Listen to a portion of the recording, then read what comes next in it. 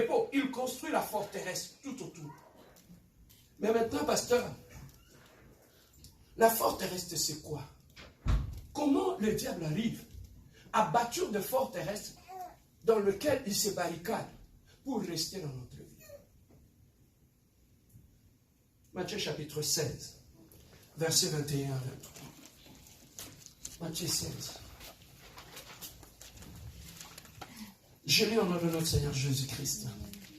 Dès lors que Jésus commença à faire connaître à ses disciples qu'il fallait qu'il aille à Jérusalem, qu'il souffrit beaucoup de la part des anciens, des principaux sacrificateurs et des scribes, qu'il fut mis à mort et qu'il ressuscita le 3e jour. Pierre, l'ayant pris à part, s'est mis à le reprendre et dit: à Dieu le plaît, Seigneur, cela ne t'arrivera pas. Et Jésus lui a répondu. Mais Jésus se retourna et dit à Pierre: arrière de moi, Satan. Tu mets en un scandale, car tes pensées ne sont pas les pensées de Dieu, mais celles des hommes. Car tes pensées ne sont pas les pensées de Dieu, mais ce sont les pensées des hommes. La première forteresse que le diable construit dans la vie de l'homme lorsqu'il s'installe, il construit un système de pensée. Ici, lorsque Jésus-Christ, son temps est arrivé, il voulait partir. Et qu'est-ce qui est arrivé? Il a commencé à expliquer à ses disciples: je vais rentrer à Jérusalem, cela que le scribe, tout ce monde-là vont m'attraper, vont m'humilier, vont me tuer, et tout et tout. Simon-Pierre dit: ah, maître, il y a une chose que j'ai beaucoup aimée. Rentre au verset 22, papa. Pierre, l'ayant pris à part, s'est mis à le reprendre et dit: à Dieu le plaise, Seigneur, cela ne t'arrivera pas. Donc, quand Jésus parlait devant tout le monde, qu'est-ce qui s'est passé? Pierre a pris Jésus en aparté. Donc, il a pris Jésus, il l'a amené dans un coin, juste le 2. Il a commencé à le reprendre. Le reprendre ici en français, ça sonne bien. Alingala bali au gang de la Yesu. Pierre a mené un panzi, il a commencé à lui crier, à le reprendre. Et qu'est-ce qu'il lui a dit? L'ayant pris à part, s'est mis à le reprendre et dit: à Dieu le plaise, Seigneur, cela ne t'arrivera pas. Donc Pierre a dit: cela ne t'arrivera pas. Bien-aimé, la réaction de Pierre, c'est une réaction qui est normale. Quand tu as ton maître, celui qui vous... Tu l'as vu guérir des malades. Tu as vu comment il était avec vous. Comment ta belle-mère était tombée malade. On a tout arrêté. Avec Jésus, ils sont allés jusque chez la belle-mère de Pierre pour prier pour elle. Ça, ce n'est pas une preuve d'amour. Ils ont commencé à aimer Jésus. Ils l'aimaient tellement. Ils ne voulaient pas le quitter. Ils aimaient ce qu'il leur disait. Ils aimaient comment il était avec eux. Et à un moment donné, la même personne vous dit: non, je vais mourir. Je ne serai plus avec vous. Même toi-même, tu es là. Comment va être ta réaction? Est-ce que tu vas le laisser faire? Tu vas l'empêcher, n'est-ce pas? Alors, ça c'est un raisonnement qui est tout à fait humainement normal. C'est une réaction qui est normale. Mais la Bible nous dit, derrière cette réaction normale, cette façon de voir les choses qui étaient normales, le diable était caché derrière. Voilà pourquoi Jésus se retourna et dit à Pierre: arrière de moi, Satan. Donc, bien aimé dans le Seigneur, derrière une bonne idée, un système de pensée qui peut être normal pour les hommes, le diable peut se cacher. Donc qu'est-ce que le diable fait? Parmi les forteresses qu'il va construire pour ne pas partir, il va construire ce que j'appelle un système de pensée. Ce système de pensée-là fera en sorte qu'il va rester là. Le système de pensée, ça veut dire il va installer en toi un logiciel, un programme qui va te pousser à voir les choses comme lui les voit. Quand Pierre disait à Jésus ces choses-là, il n'était pas tombé en transe. Hein? Non, il était normal. Il parlait normalement. Mais le diable était là.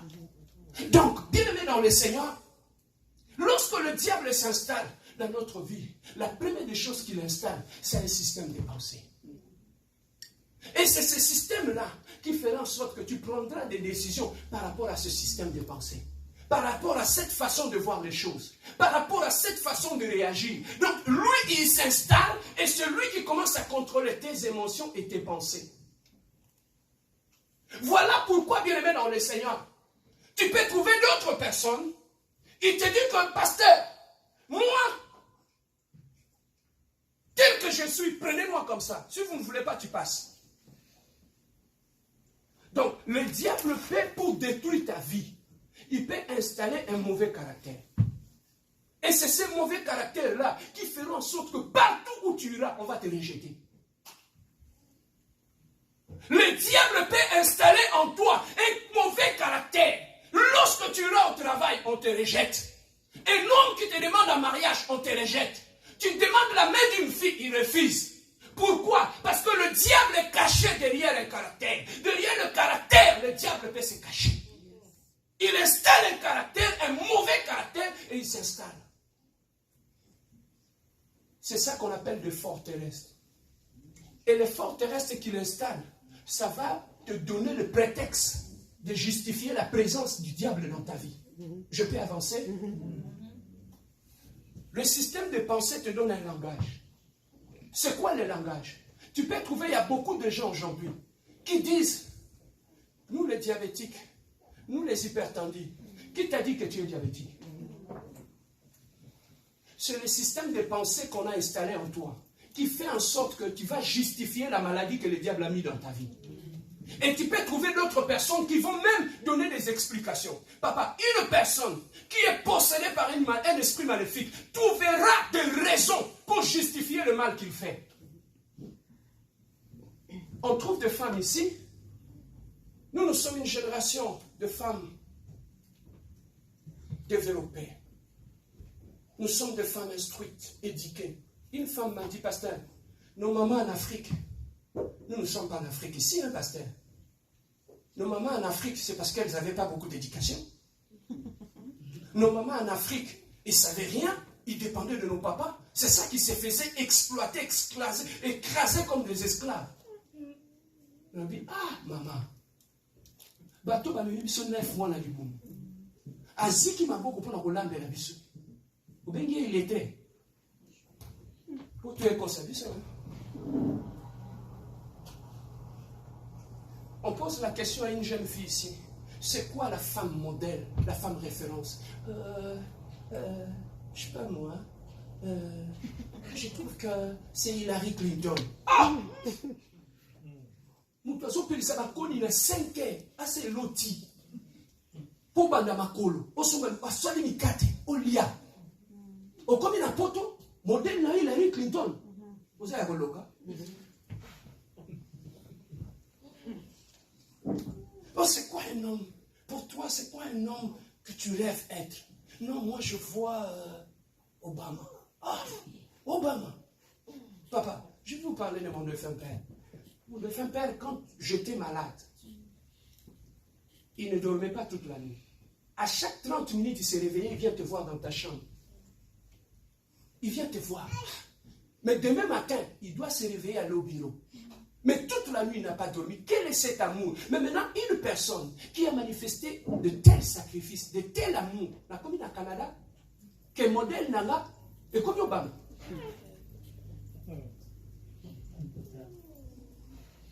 Je peux avancer? Papa, moi, pour moi, dans ma vie, le zéro de ma vie, ce sont mes parents. Ils sont irremplaçables. S'il faut construire un monument, je construirai pour mes parents. Parce que c'est la plus bonne bénédiction que j'ai eue de Dieu. Ils ne m'ont pas choisi. Ils m'ont aimé tel que j'étais. Papa, muto ya pona yote. Alinga yo. Yo pona ye. C'est ce que je disais tout le temps. Tu peux toucher à mes sœurs, à mes frères. Si ma parenté, c'est sacré. Oui, je vais vous dire une chose. Beaucoup de femmes sont allées dans leur mariage par manque de sagesse. Ils sont tombés dans la malédiction. Pourquoi? Parce qu'ils ont commencé à insulter celui qui a porté ton mari dans son sein pendant 9 mois.